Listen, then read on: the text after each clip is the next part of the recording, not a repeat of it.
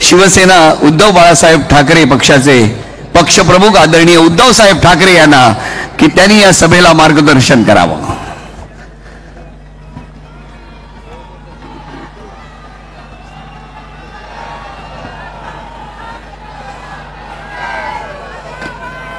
अरे आवाज कोणाचा? महाविकास आघाडीचा। हल हल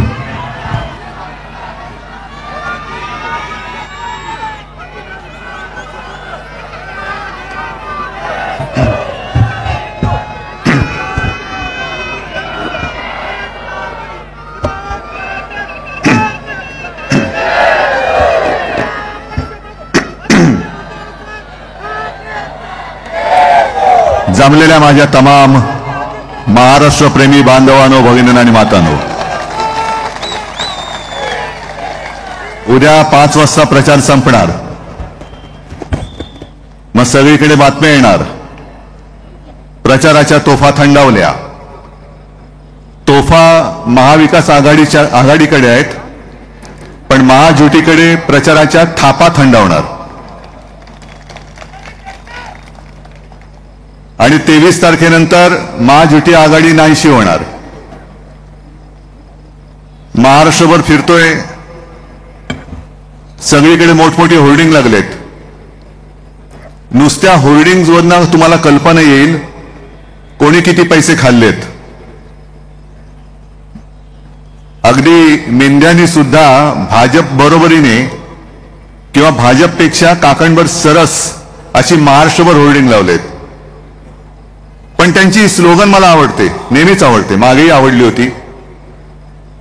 केले काम भारी, लुटले तिजोरी, केले गद्दारी, करतोय लाचारी, आता पुढची तयारी।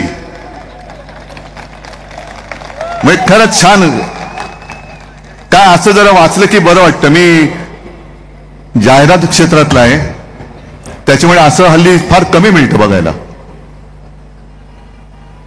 कोणत्या तोंडाने काय बोलतायत हेही त्यांना कळत नाही। पहिल्या प्रथम भाषणाला सुरुवात करण्याआधी आपला वचननामा सगळीकडे पोहोचलाय नक्की? कारण मी तुम्हाला पुन्हा वचननामा सांगण्याची गरज नाहीये, कारण काही काही गोष्टी मी महाराष्ट्रात फिरताना आवर्जून सांगितल्या की प्रत्येक वचनाला त्याच्या पाठीकडे आमची काहीतरी पार्श्वभूमी आहे। जेव्हा मी माझ्या आजोबांकडनं ऐकायचो आणि बाळासाहेबांनी मला सांगितलं की दोघांनाही शाळेची फी भरायला पैसे नव्हते, म्हणून 7वी मध्ये शाळा सोडावी लागली, माझ्या वडिलांना पण आणि आजोबांना पण।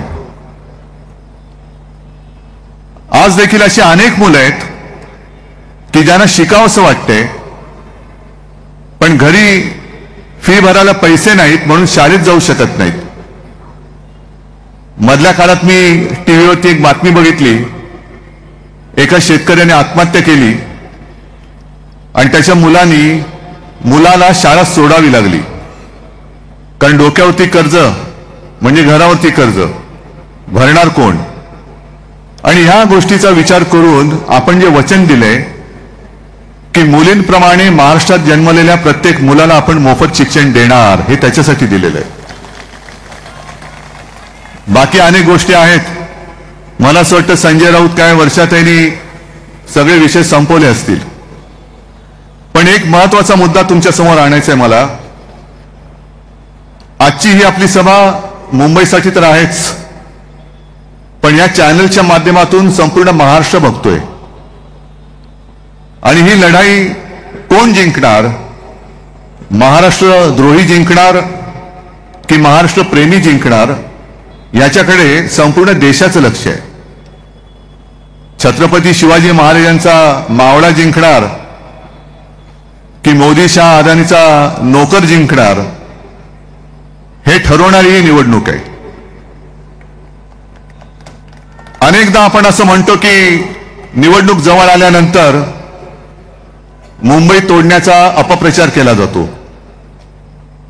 हा अपप्रचार नाहीये, हे मी मुद्दामून जे काही घेऊन आलोय ते तुम्हाला सांगायला आलोय, कारण हे आपण विसरून जातो, वाचतो पेपरमध्ये पण नंतर कुठेतरी कानाडोळा होतो आणि विसरून जातो. हे जे काही घडतंय, या सरकारला मुंबईचा म्हणे जीडीपी वाढवायचा आहे. आता मला केस वाढतात कळतात, नखं वगैरे वाढलेली दिसतात. जीडीपी कसा वाढतो, कुठे वाढतो हे काय कळलेलं नाही. पण जीडीपी वाढवण्यासाठी संपूर्ण मुंबई महानगर हे मोठमोठ्या बिल्डर्स आणि डेव्हलपर्सना देऊन टाकायचं यांचं षडयंत्र आहे. आणि त्याला सुरुवात झाली. काही दिवसांपूर्वी तुम्ही वाचून सोडून दिली असेल एक बातमी की गेल्या काही महिन्यांपासून दिल्लीतला जो नीती आयोग आहे, आता नीती आयोग हा राज्याच्या विकासाला मदत करत असतो, काही सूचना करत असतो, काही वेळेला इतरही मदत करत असतो. पण मुंबई ही आपली स्वायत्त आहे, आपल्या महाराष्ट्राची राजधानी आहेच, पण देशाची आर्थिक राजधानी, ह्या आपल्या देशाच्या आर्थिक राजधानीचं महत्वपूर्ण मारून टाकायचं केंद्रशासित करता येत नाही, तोडण्याची भाषा करू शकत नाही. कारण मागे शिवसेना प्रमुखाने आपल्याला आदेश दिलेला आहे, जो कोणी महाराष्ट्रापासून मुंबई तोडण्याची गोष्ट करेल किंवा तसा प्रयत्न करेल, तो कोणी असला तरी त्याच्या देहाचे तुकडे केल्याशिवाय आम्ही राहणार नाही, ही शिवसेना प्रमुखांनी दिलेली आपल्याला शिकवण आणि आपल्याला आदेश आहे. मग सरळ तर काही लढता येत नाही. मग काय करायचं? मुंबई महापालिका विसर्जित करून ठेवले आणि त्यांच्या कारभाऱ्यांच्या हातून सगळं ओरबाडणं सुरू आहे.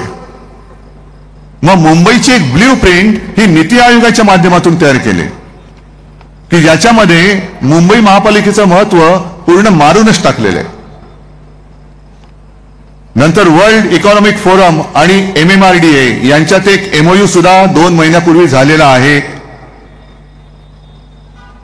हे संकट किती मोठे आहे ते बघा. म्हणजे आपण जर का नुसतं तटेंगे बटेंगे फटेंगे हे ह्याच्यामध्ये राहिलो, मी देवेंद्र फडणवीस आणि सगळ्यांना सांगतोय की तुमचं बटेंगे फटेंगे सोडा, पण मुंबईवरती घाला घातलात तर हम आपको काटेंगे, जरूर काटेंगे. कसल्या गोष्टी करताय, कोणाला शिकताय? आणि जे मुद्दे आहेत त्या मुद्द्यावरती बोला ना. आम्ही मुद्द्यावरती बोलतो, तुम्ही मुद्द्यावरती बोला. बटेंगे तो कटेंगे. अरे मी मुख्यमंत्री असताना एक सुद्धा अशी हिंमत कोणाची झाली नव्हती, एक सुद्धा होऊ दिलं नव्हतं. सगळेच जण सुरक्षित होते. आणि आता जर का मोदी तिकडे असून जर यांना अनसेफ वाटत असेल तर मोदीजी पहिला प्रथम आपण राजीनामा द्या, आणि पाहिजे तर शिवसेनेत नाही घेणार पण शिवसेना कसं काम करते ते तुम्ही बघा.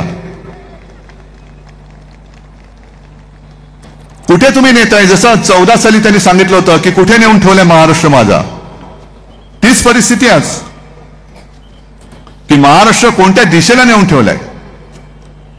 संस्कार असतील, संस्कृती असेल, भाषा असेल, हे कुठेतरी म्हणजे काळोखामध्ये नेऊन टाकायचं आणि आपल्याला बिथरून टाकून यांच्या पोळ्या भाजायच्या.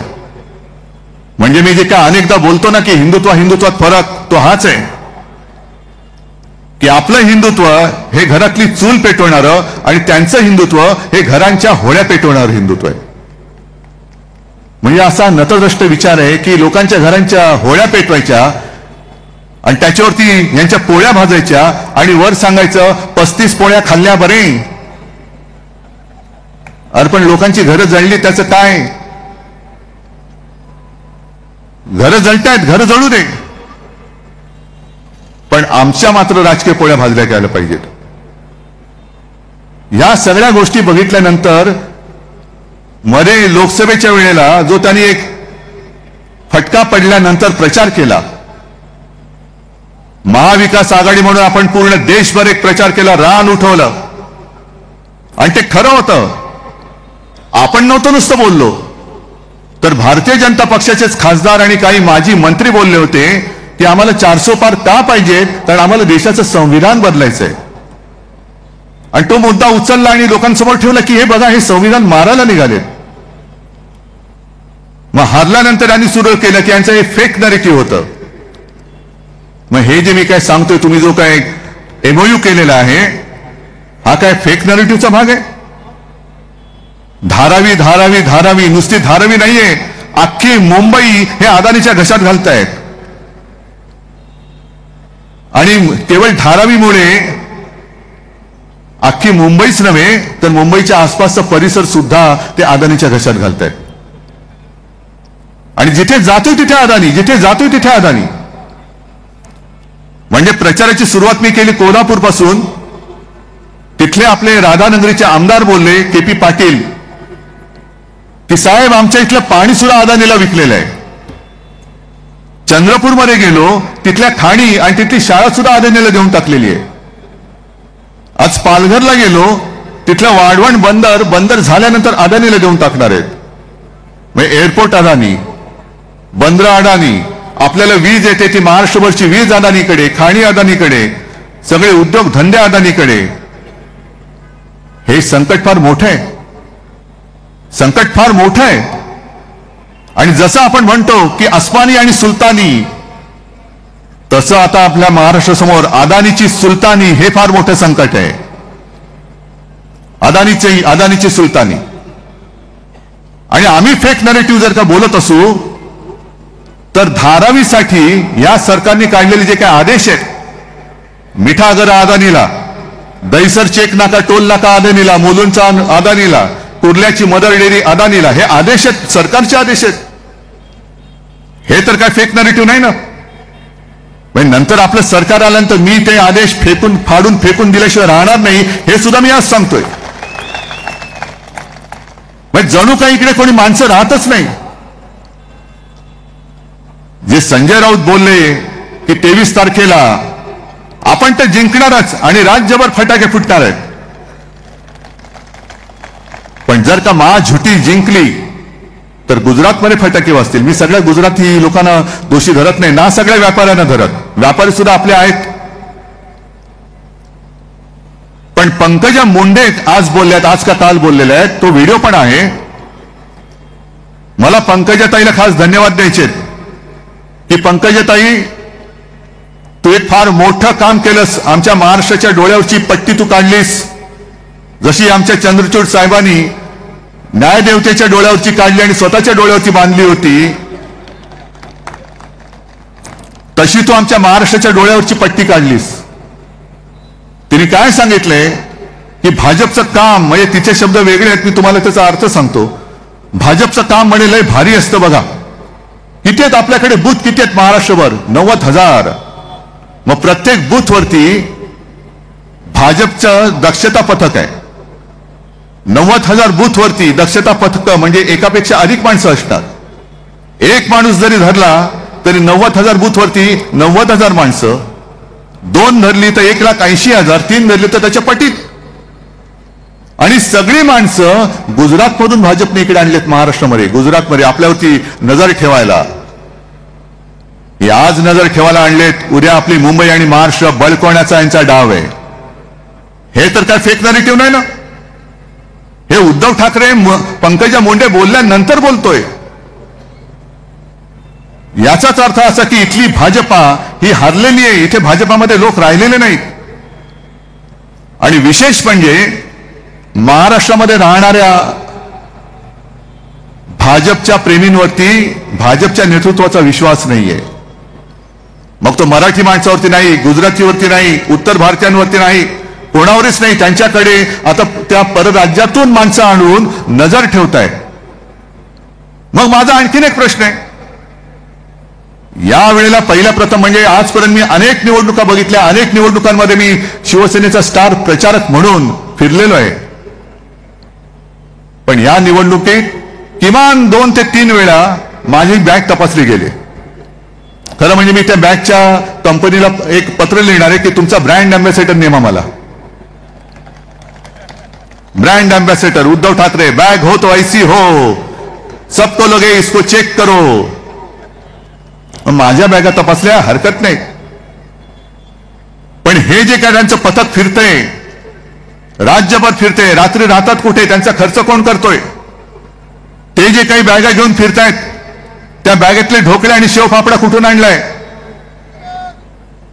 कोणासाठी फिरतायत, कोणाला काय वाटतायत?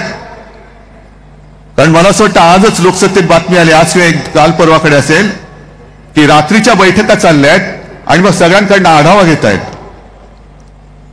या पद्धतीने आजपर्यंत देशातली कोणती निवडणूक दुसऱ्या राज्यातले कार्यकर्ते आणून, माणसं आणून, त्या ज्या राज्यात मतदान होणार आहे त्या मतदारांवरती लक्ष ठेवण्यासाठी अशी कोणती माणसं किंवा फौज ही अद्याप आणलेली नव्हती. बाकी गुमराह करण्याचं सुरूच आहे. राजनाथ सिंग, मला खरं आश्चर्य वाटतं, देशाचे संरक्षण मंत्री, त्यांनी सांगितलं की डॉक्टर बाबासाहेब आंबेडकरांना नरेंद्र मोदींनी भारतरत्न दिलं. मला माहित नाही खरं की खोटं आहे. नाही, कारण देशाचे संरक्षण मंत्री बोलतायत. नाही, उद्या ते असंही सांगतील की रावणाचा आणि कंसाचा वध सुद्धा नरेंद्र मोदींनीच केला, अफजल खानाला सुद्धा नरेंद्र मोदींनीच मारलं. कारण त्यांच्यासाठी तेवढाच एक आहे ना, एकच आहेत म्हणून ते सेफ आहेत. मोदी आहे तो सेफ आहे. कोण? भ्रष्टाचारी सेफ आहे, गद्दार सेफ आहे, देशद्रोही सेफ आहेत. पण राजनाथजी, तुम्हाला आणखीन एक मला प्रश्न विचारतो. तुम्हीच प्रश्न काढताय, उकरताय, म्हणून तुम्ही बोलताय, त्याच्यावरती आम्ही आपलं एक वेगळे जोडपट्टी लावतो. बरं, ठीक आहे, क्षणभर मानलं की डॉक्टर बाबासाहेब आंबेडकरांना भारतरत्न नरेंद्र मोदीजींनी दिलं, फार मोठे त्यांचे ते भक्त आहेत. मग आणखीन एक मला प्रश्न त्यांना विचारायचा आहे की गेल्या काही महिन्यांपूर्वी राज्याचा जो अल्पसंख्याक आयोग नेमला गेला, साधारणतः त्या आयोगामध्ये जे अल्पसंख्य म्हणून ज्यांची नोंद झाली त्या समाजाची माणसं ही आयोगावरती सदस्य म्हणून असतात. म्हणजे कोणी असतील ते असतील, पण त्या आयोगामध्ये एक सुद्धा बौद्ध समाजाचा माणूस, एक सुद्धा बौद्ध समाजाची व्यक्ती का नाही ते सांगा, आणि मग तुम्ही डॉक्टर बाबासाहेब आंबेडकरांना मोदींनी भारतरत्न का दिलं ते सांगा. म्हणजे आज सुद्धा तुम्ही त्या समाजाची फटकून वागताय. जे मी म्हणतो बुरसटलेलं गोमूत्रधारी हिंदुत्व हे यांचं हे आहे की आज सुद्धा त्यांना त्या धर्माची, त्या समाजाची लोक नको आहेत. हा संपूर्णपणाने हलकटपणा, हा सहन करण्यासाठी आम्ही तुम्हाला मतं द्यायची. आणि संपूर्ण राज्यात बेकारीचं संकट फार मोठं आहे. एकतर शेतकऱ्याला भाव नाही, बेकारी वाढते. मी 2 दिवसापूर्वी एका सभेमध्ये सांगितलं, तेच या चॅनलवाले समोर आहेत म्हणून पुन्हा सांगतोय की सोयाबीनचे जे शेतकरी आहेत, कापूस पिकवणारे शेतकरी आहेत, त्या सोयाबीन पिकवणाऱ्या शेतकऱ्यांना सांगतोय की जरा एक 8 दिवस थांबा. हे सरकार जाणार म्हणजे जाणार, आपलं सरकार तुम्हीच आणणार आहात. आणि आपलं सरकार असताना सोयाबीनला भाव साधारणतः 6-6.5 हजाराच्या पुढे होता. तुम्ही हे सरकार बदला, मी तुम्हाला सोयाबीनला 7,000 रुपये भाव देऊन दाखवतो. आपलं सरकार आल्यानंतर पुन्हा शेतकऱ्यांना कर्जमुक्त करून दाखवतो. फक्त तुम्ही सरकार बदला. सरकार बदललं तर तुमचं आयुष्य बदलणार आहे, आणि नाही बदललं तर महाराष्ट्राची विल्हेवाट लागणार आहे. पूर्ण महाराष्ट्र नासून टाकायचा यांचा प्रयत्न सुरू आहे. अमित शहा जे बोलले मागे, तरी खरं म्हणजे आज मी बघितलं, कारण आपल्या शिवसेना प्रमुखांचा स्मृती दिन नरेंद्र मोदींनी ट्विट केली की नाही? केले. कारण नसतं केलं तर पंचायत झाली असती. कारण आज राहुलजींनी ट्विट केलेलं आहे आणि आदरांजली वाहिलेली आहे. पण मार्ग कुठे कुठे कुठे भरकटायचा. अमित शहानी मला सांगितलं, उद्धव बाबू, म्हटलं हा बोलो अमित शेठ. नाही, आता मला बाबू म्हटलं, आपल्याला काहीतरी आदरातिथ्य करायला पाहिजे ना. हा बोलो अमित शेठ. तुम्ही त्या काँग्रेस बरोबर बसलात. म्हटलं म्हणजे कोण आहे? नाही, ज्यांनी 370 कलम काढायला विरोध केला त्यांच्यासोबत तुम्ही बसलात. म्हटलं अमित शेठ, 370 कलम काढताना ज्या पक्षाने तुम्हाला पाठिंबा दिला त्या पक्षामध्ये शिवसेना पण होती, हे तुम्ही कसं काय विसरलात? मग जरा ब्राह्मी तेल वगैरे लावा डोक्याला, बरं असतं. म्हणजे दोन्ही गोष्टी होतील, केस पण वाढतील, आणि जर काही शिल्लक असली बुद्धी तिला पण जरा थोडी चमक येईल. आम्ही तुमच्या सोबत होतो हे तुम्ही सोयीस्करपणाने विसरलात. बरं, 370 कलमचा प्रश्न तुम्ही जो माझ्या अंगावरती भिरकवलाय, मग जेव्हा 370 कलम होतं आणि काश्मीरमध्ये हिंदू पंडितांवरती अत्याचार होत होते, अनेक काश्मीरी हिंदू पंडित स्वतःचं चंबू गबाळ घेऊन आपल्या हक्काचं घरदार सोडून आपल्याच देशामध्ये निर्वासितासारखे भटकत होते. जो नटसम्राट मधला डायलॉग आहे ना, कोणी घर देता का घर, हे जिणं त्या हिंदू पंडितांच्या नशिबी आलं होतं. तेव्हा अमित भाई तुम्ही असो किंवा नरेंद्र भाई तुम्ही आहात, मुळामध्ये या नावाची 2 माणसं या आपल्या देशामध्ये आहे हे कोणाला माहिती नव्हतं. तेव्हा फक्त एक आणि एकच हिंदू हृदय सम्राट शिवसेना प्रमुख बाळासाहेब होते, ज्यांनी काश्मीरी पंडितांना सांगितलं की तुम्ही इथे तिथे फिरू नका, तुम्ही आमचे आहात, या माझ्या महाराष्ट्रामध्ये या. त्यांना राहायला घर, त्यांच्या शिक्षणाची सोय, त्यांच्या रोजीरोटीची सोय हे शिवसेना प्रमुखांनी केलं, म्हणून ते एक आणि एकच हिंदू हृदय सम्राट होऊ शकले आणि तेच एकमेव राहतील. तुम्ही किती प्रयत्न करा, तुम्ही होऊ शकत नाही, कारण तुमचं हिंदुत्व हे खोटं हिंदुत्व आहे. 370 कलम काढलं ठीक आहे, पण आजची ही निवडणूक आहे ही महाराष्ट्राच्या जीवन मरणाची आहे. जेव्हा बेकारांचे तांडे महाराष्ट्राच्या रस्त्यावरती फिरतात, शेतकरी येतात, ते सांगतात आम्हाला हमी भाव द्या, आणि तेव्हा त्यांना समाधान देण्याच्या ऐवजी तुम्ही त्यांना काय सांगताय? काश्मीरमधलं 370 कलम काढले. काश्मीरमधलं 370 कलम काढल्याचं आम्ही स्वागत जरूर करतो, पण त्या तिथे काढलेल्या कलमामुळे माझ्या शेतकऱ्याच्या आत्महत्या नाही थांबवत आहेत, महिला इथल्या सुरक्षित राहत नाहीयेत, ना कोणाला नोकऱ्या मिळत आहेत. कारण आमचा आक्षेप जो आहे तो इथे आहे. मी अनेकदा सांगितले, परत एकदा सांगतो की माझ्या मनात गुजरात बद्दल आणि गुजराती लोकांबद्दल अजिबात द्वेष नाही, त्यांचं आमचं काही भांडण नाही. आणि मुद्दामून मी चॅनलच्या समोर सांगतोय की गुजराती लोक सुद्धा माता भगिनी आणि बांधव जे हे ऐकत असतील, पाहत असतील, अनेक वर्ष तुम्ही मुंबईमध्ये राहताय, महाराष्ट्रामध्ये राहतात, कधी आपलं भांडण झालेलं नाही, पण तुमच्यात आणि देशामध्ये मोदी आणि शहा एक भिंत बांधतायत, त्याची खबरदारी तुम्ही घ्या.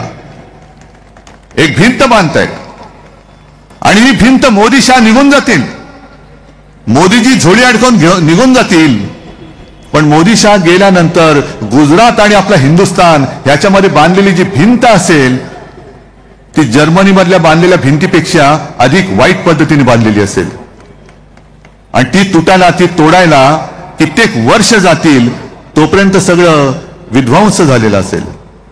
का करता हे पाप? खरं म्हणजे मी गुजराती बांधवांना सांगू इच्छितो की तुम्ही मोदी आणि शहाना अडवलं पाहिजे. उद्या इथले सगळे उद्योग घेऊन तुम्ही गुजरातमध्ये नेत आहात, मग इथे राहणाऱ्या लोकांनी, अगदी उत्तर भारतीय सुद्धा असतील, त्यांच्या मुलाबाळांनी काय करायचं? मराठी माणसाचं तर आहेच, कारण ही मुंबई मराठी माणसाने बलिदान करून रक्त सांडून मिळवलेली मुंबई आहे. आम्ही म्हणजे काही अदानी नाहीत की कोणतरी आमच्यासाठी आलं आणि फुकटची मुंबई आम्हाला देऊन टाकली. ही आमच्या हक्काची मुंबई आहे, आणि हक्काची मुंबई पहिल्या कॅबिनेटमध्ये मी जर काही करेन, म्हणजे मुख्यमंत्री वगैरे भाग वेगळा, पण सरकार म्हणून तर अदानीसाठी अदानीच्या घशात घातलेली मुंबई ही पहिली काढून घेईन. हा कॅबिनेटचा पहिला निर्णय असेल. धारावी करारात जिथे आहेत तिथेच त्यांच्या उद्योगासह घर तर देईनच,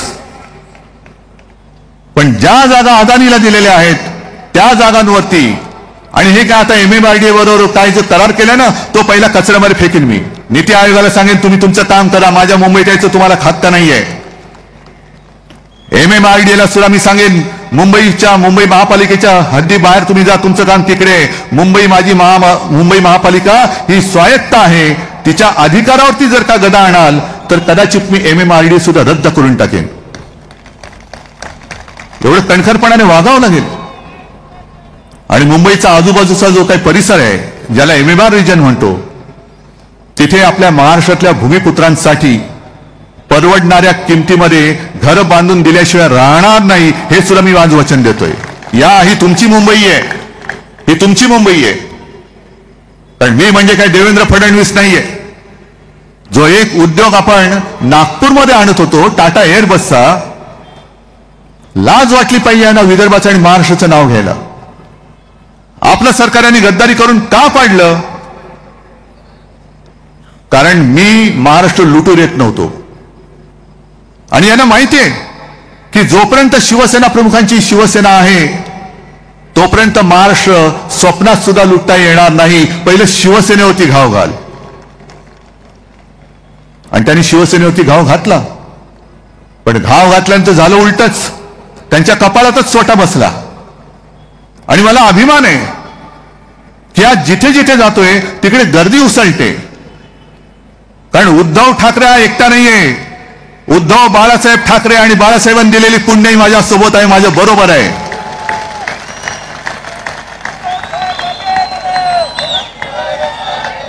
तुम्ही शिवसेनेवरती घाव घालताय कारण माझा महाराष्ट्र तुम्हाला लुटायचा आहे, माझी मुंबई तुम्हाला खतम करायची आहे. जे माझ्या मुंबईचं महत्व अख्ख्या देशात आणि जगात झालं, अगदी धारावी वाचवल्यानंतर मुंबईचं कौतुक धारावी मॉडेल म्हणून संपूर्ण जगाने केलं, हे यांना बघत नाहीये, पाहवत नाहीये. गुजरातमध्ये सार्वजनिक चिता पेटल्या होत्या, उत्तर प्रदेशमध्ये सार्वजनिक त्या चिता पेटल्या होत्या. भयानक दृश्य होतं, भीषण दृश्य होतं. पण असं दृश्य कधीही महाराष्ट्रामध्ये दिसलं नाही. कारण तुम्ही सगळेजण, महाराष्ट्रातल्या सगळ्या जणांनी जे जे मी सांगितलं ते ते तुम्ही ऐकलं, म्हणून तुम्ही महाराष्ट्र वाचवलात, हे श्रेय तुमचं आहे. मग मुंबईचं महत्व मारतायत, म्हणूनच ती नीती आयोगाच्या ताब्यात द्यायची. मुंबईचं आर्थिक केंद्र, अरे काँग्रेस के साथ गए, काँग्रेस के साथ गए. मनमोहन सिंहांनी इथेच ही जी काही बुलेट ट्रेन तुम्ही करताय तिकडे वित्तीय केंद्र देण्याचं मान्य केलं होतं आणि ती जागा सुद्धा दिलेली होती. ते हलकटपणाने तुम्ही अहमदाबादला नेलं. आणि यांचं नियोजन इतकं खोलवर असतं, आपल्याला असं वाटतं की अरे काय यांनी काम केलंय मुंबईसाठी. ही मुंबईचं बुलेट ट्रेन, काय गरज आहे आपल्याला बुलेट ट्रेनची? बुलेट ट्रेनची कोणाला गरज आहे? किती लोक जाणार बुलेट ट्रेननी आणि जाऊन तळणार काय? पण बरोबर बुलेट ट्रेनचं स्टेशन हे धारावीच्या बाजूला कसं? का तिकडे मिठागरामध्ये त्याचं तोंड उघडलं नाही बुलेट ट्रेनचं? मग धारावीकरांना तुम्ही इकडे तिकडे फेकून देणार आणि धारावीमध्ये कोण आणणार? अहमदाबादला जाणारे येणारी लोक. कोणासाठी तुम्ही करताय? तसंच ह्याने जे दुसरं नियोजन केलं होतं, मी मुख्यमंत्री असताना हिंदू हृदय सम्राट बाळासाहेबांचं नाव, शिवसेना प्रमुखांचं नाव त्यांनी राष्ट्रपुरुषांच्या यादीत टाकलं. आपल्याला वाटलं अरे काय प्रेम आहे हो यांचं, वा वा वा वा वा. पण त्याच्या मागचा जो नीचपणा होता तो आत्ता कळतोय. कारण राष्ट्रपुरुषाच्या यादीमध्ये कोणत्याही व्यक्तीचं नाव आलं तर त्याचा फोटो आणि नाव हे कोणीही वापरू शकतं. म्हणून हे लुटारू गद्दार मिंदे हे माझ्या वडिलांचं नाव वापरतायत, आपल्या शिवसेना प्रमुखांचं नाव वापरू शकतात. शरद पवारांच्या बाबतीत तसं नाही, कारण पवार साहेब स्वतः तिकडे राष्ट्रवादीचं नेतृत्व करतायत आणि त्यांनी ते सांगितलं की मग त्यांचा फोटो कोणी वापरू नये.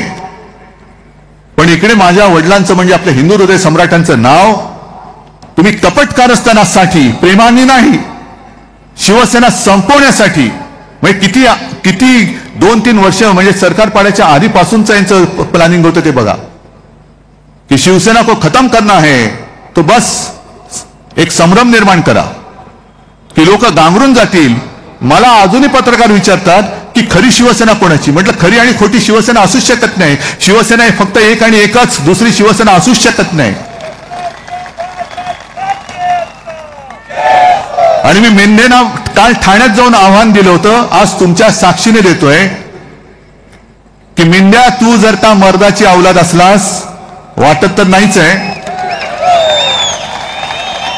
तर तू तुझ्या वडिलांचा फोटो लावून नावानी मैदानात ये आणि मग मत नाही जनतेचे जोडे खा.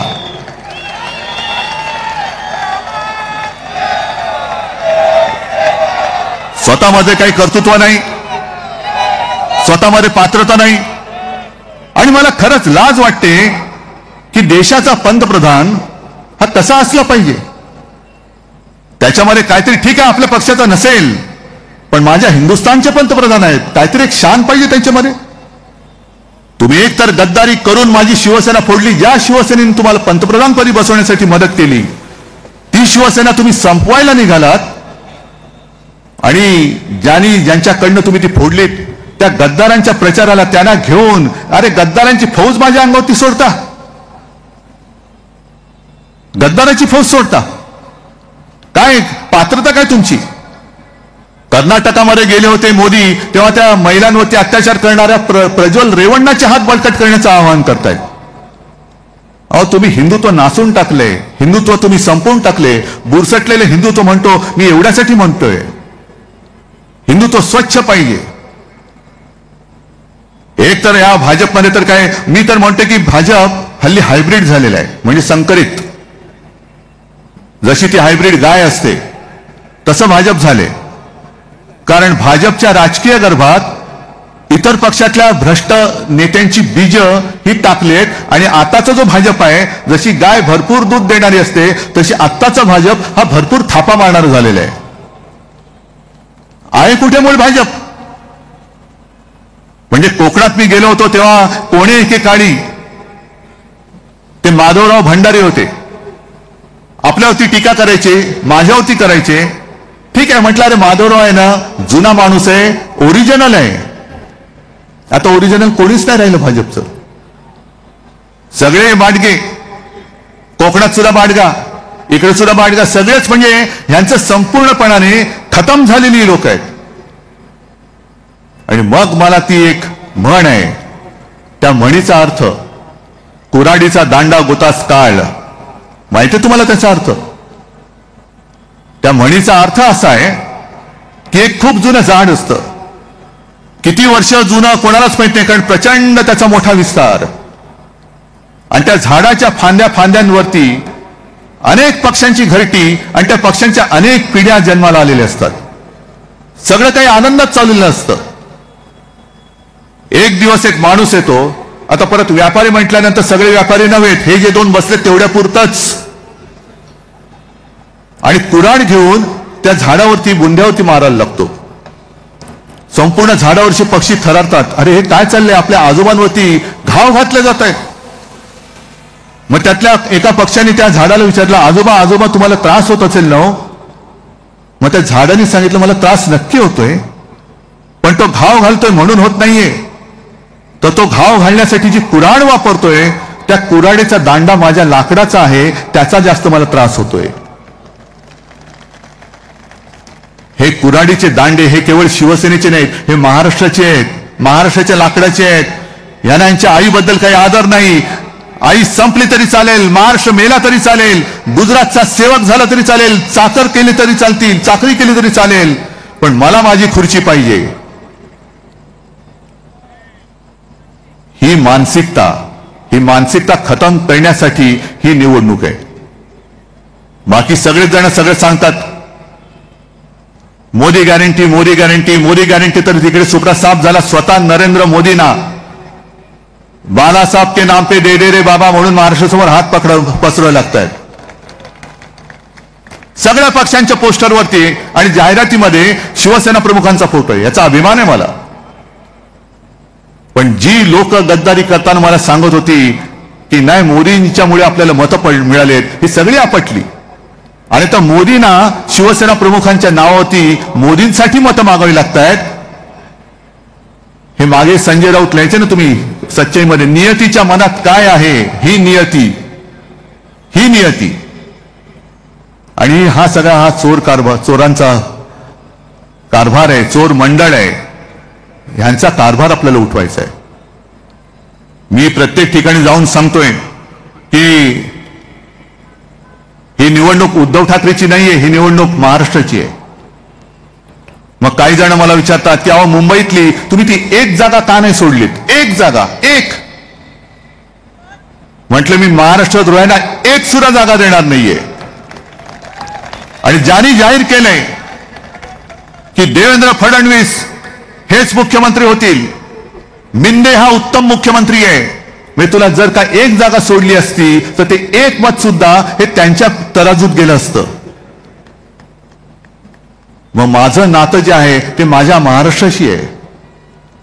जसं मी कोरोनाच्या वेळेला माझं कुटुंब माझी जबाबदारी म्हणून मी जबाबदारी घेतली होती, तसं आज मी तुमच्या भरोशावरती तुमच्या शक्तीमुळे मी महाराष्ट्र द्रोह्यांशी लढायला मैदानात उतरलेलो आहे.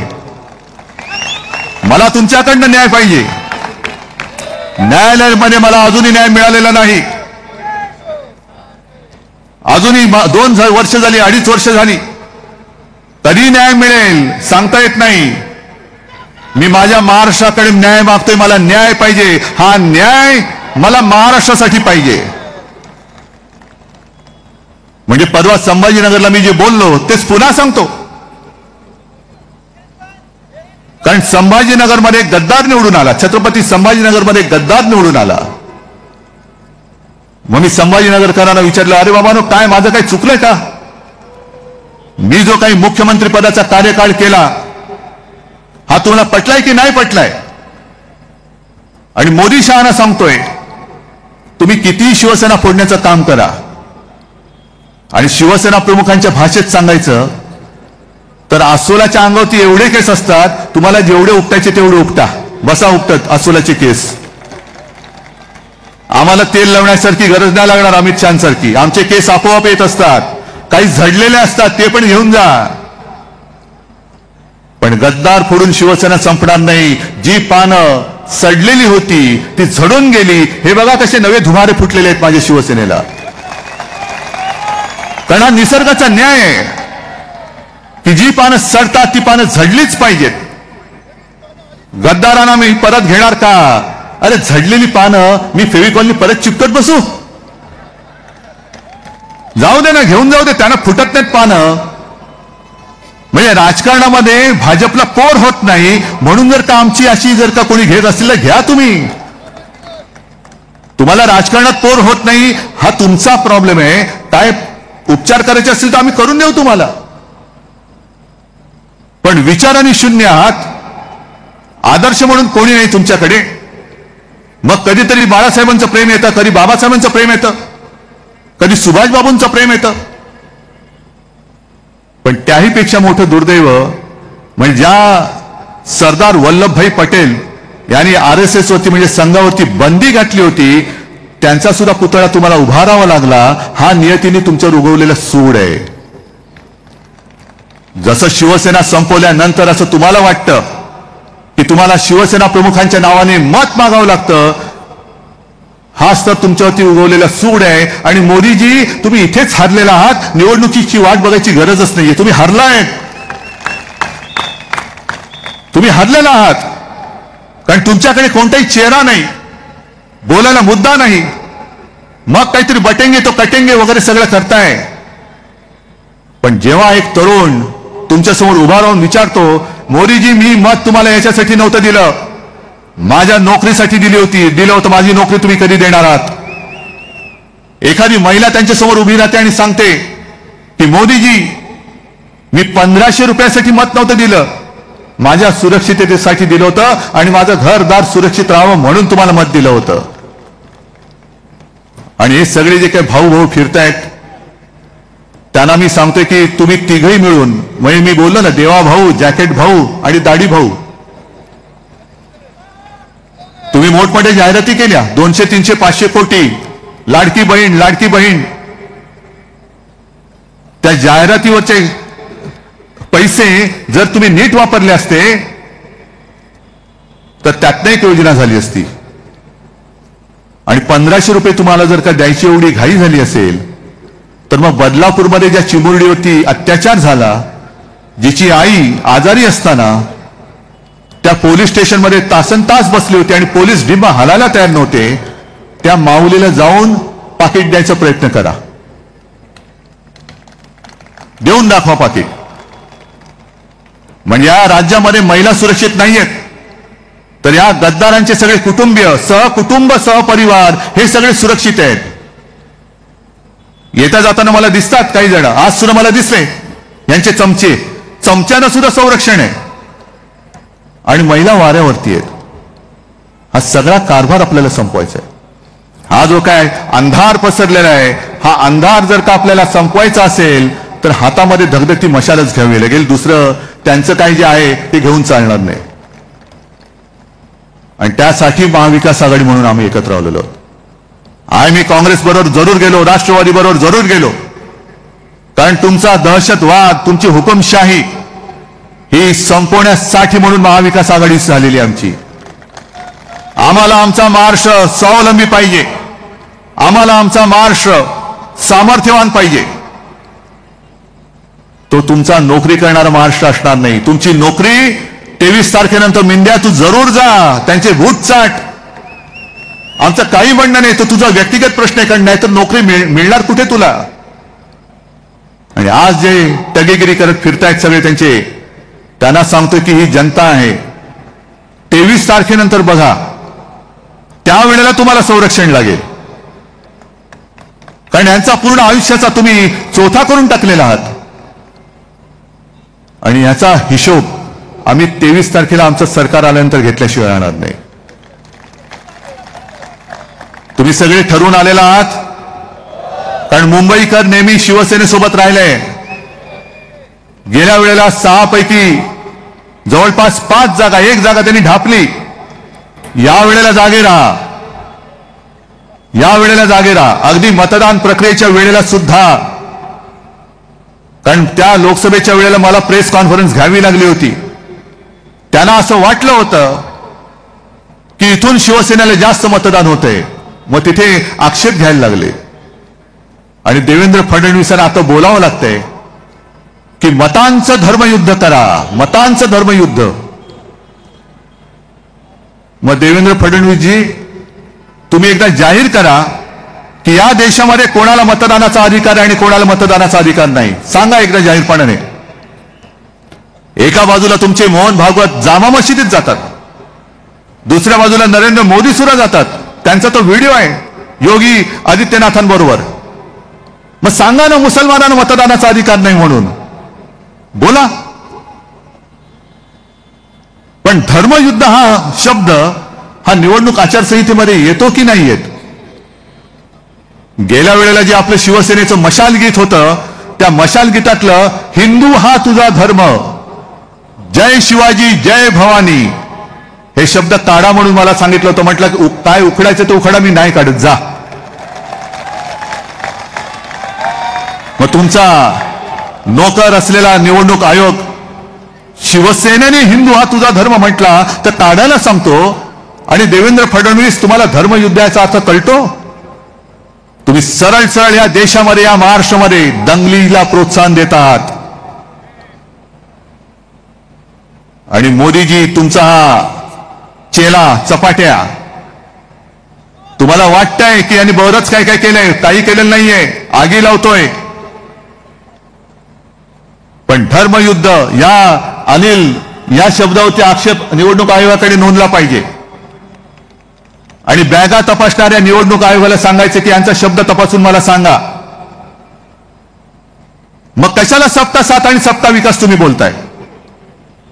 मग मोदींची निवडणूक आली की सत्ता साथ सत्ता विकास, आणि सत्ता आल्यानंतर सबको लाथ और दोस्तों का विकास. मी विकासाच्या विरुद्ध नाहीये, मी विनाशाच्या विरुद्ध आहे. मी माझ्या राज्याचा विनाश होऊ देणार नाही. आणि मी माझं राज्य हे कोणत्याही परिस्थितीत, अरे मोदी शाह सोडून द्या, कोणी आला तरी त्याला मी लुटायला देणार नाही. आणि एकच शपथ मी घेऊन तुम्हाला सांगतोय की ही जी सगळी काही दैवत आहेत आपले हिंदू हृदय सम्राट आहेत, बाबासाहेब आहेत, शाहू महाराज आहेत, ज्योतिराव फुले आहेत आणि छत्रपती शिवाजी महाराज आहेत. मग मी शपथ घेतोय, तुम्ही घेणार आहात? माझी शपथ एकच आहे की छत्रपती शिवाजी महाराज, शाहू फुले, आंबेडकर यांचा महाराष्ट्र मी मोदी शाह अदानींचा होऊ देणार नाही. नाही म्हणजे नाही. आणि हे जर ठरलं असेल आणि त्याप्रमाणे तुमची वागण्याची तयारी असेल तरच धगधगती मशाल हातामध्ये घ्या, अन्यथा मग त्या मशालीला अर्थ नाही आणि शिवाजी महाराजांच्या जय जयकाराला अर्थ नाहीये. आणि त्याचसाठी जसं मी कोरोनाच्या वेळेला सगळ्यांना सांगितलं आणि तुम्ही सगळ्यांनी ऐकलं, तसंच मी माझ्या तमाम महाराष्ट्रातल्या नागरिकांना सांगतोय की ही निवडणूक दोन पक्षातली नाही, दोन वृत्तीची आहे. ही निवडणूक एका बाजूला महाराष्ट्राचे लुटारू आणि दुसऱ्या बाजूला महाराष्ट्राचे रक्षक अशी आहे. ही निवडणूक एका बाजूला तुमच्या आयुष्याचं सगळं सत्यानाश करणारे यांची आहे आणि दुसऱ्या बाजूला महाविकास आघाडी जी तुमच्या आयुष्यामध्ये आनंदाचं क्षण आणू इच्छिते त्यांच्यामध्ये आहे. आणि तुम्ही सगळ्यांनी जर का ठरवलं तर हे होऊ शकतं. संपूर्ण महाराष्ट्राने निश्चय केला पाहिजे, प्रतिज्ञा केली पाहिजे की काय वाटेल ते होऊ दे, पण महाराष्ट्राशी द्रोह करणाऱ्या, गद्दारी करणाऱ्या आणि महाराष्ट्र लुटणाऱ्याला मी माझं एक सुद्धा मत हे देणार नाही. आणि मला खात्री आहे महाराष्ट्र हा आपला आहे, महाराष्ट्र हा माझा आहे आणि माझा महाराष्ट्र हे केल्याशिवाय राहणार नाही हा विश्वास व्यक्त करतो आणि आपली रजा घेतो. जय हिंद, जय महाराष्ट्र.